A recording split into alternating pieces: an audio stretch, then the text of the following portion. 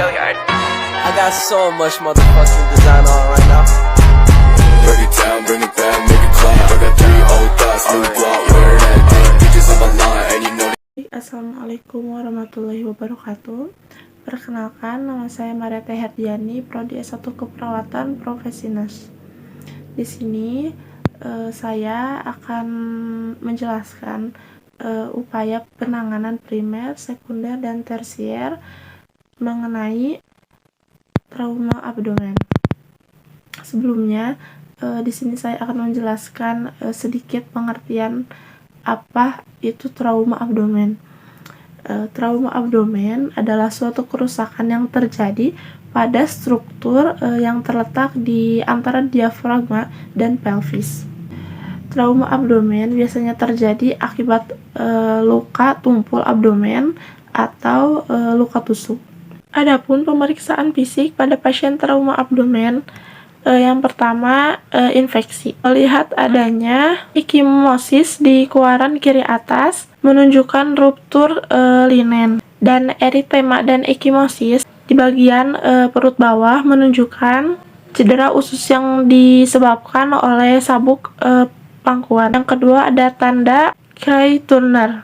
Perubahan warna kebiru-biruan pada panggul dapat mengindikasikan perdarahan retroperitoneal dari pankreas, duodenum, vena cava, aorta, atau ginjal. Ada juga tanda Cullen dengan perubahan warna kebiru-biruan di sekitar umbilikus, dapat disertai dengan perdarahan intraperitoral dari hati dan limpa. Ekimosis mungkin membutuhkan waktu beberapa hari atau beberapa jam untuk berkembang, tergantung pada tingkat kehilangan darah. Selanjutnya ada pemeriksaan fisik secara auskultasi, mengkaji bising usus, ada atau tidaknya serta frekuensinya. Pada trauma abdomen biasanya terjadi penurunan bising usus. Setelah itu ada pemeriksaan fisik secara perkusi.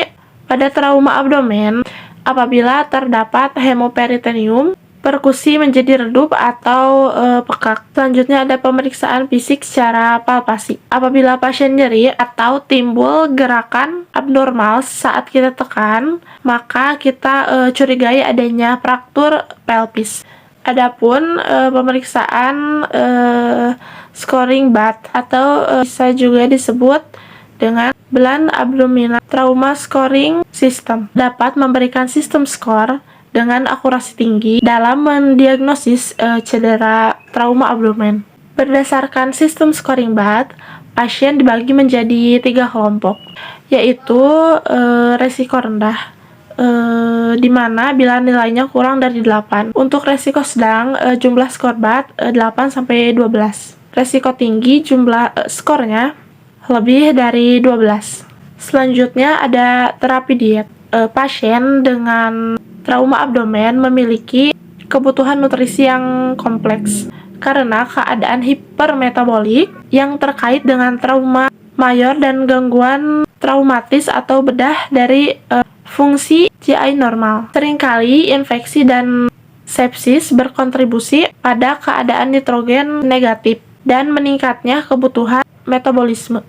Inisiasi segera pemberian makanan parenteral atau post-pilorik yang sesuai pada pasien yang tidak dapat menerima pemberian makanan enterik, konvensional, dan pemberian kalori, tambahan protein, vitamin, dan mineral yang sangat penting untuk penyembuhan. Ada pula farmakologi, pemberian antibiotik untuk mencegah terjadinya infeksi, pemberian analgesik untuk mengurangi nyeri, dan pemberian obat antiinflamasi non-steroid digunakan secara berhati-hati karena dapat menyebabkan resiko perdarahan. Untuk pemeriksaan laboratorium dan diagnostik, yang pertama ada pemeriksaan diagnostik. Di sini ada PAS atau bisa disebut Focus Assessment with Sonography for Trauma. Ialah merupakan tindakan radiologi dengan menggunakan ultrasonik untuk mengkaji 4 area utama pada abdomen. Yang kedua ada CT scan, digunakan untuk mengetahui gambaran detail tentang organ padat pada abdomen. CT scan hanya digunakan pada pasien dengan hemodinamik yang stabil.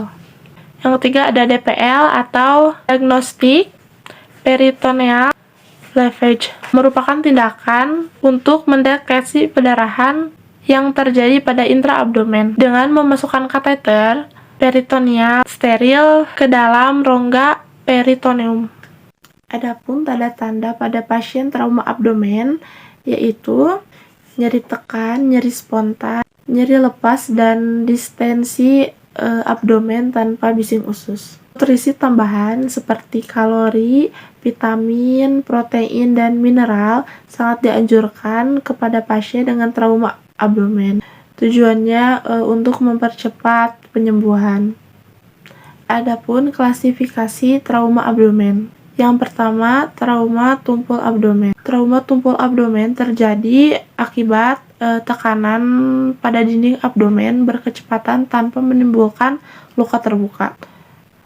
Trauma organ dalam bisa terjadi oleh pukulan langsung, tekanan, maupun deselerasi. Selain itu, trauma tumpul pada abdomen juga dapat diakibatkan oleh cedera olahraga, terjatuh dari ketinggian, dan kekerasan fisik.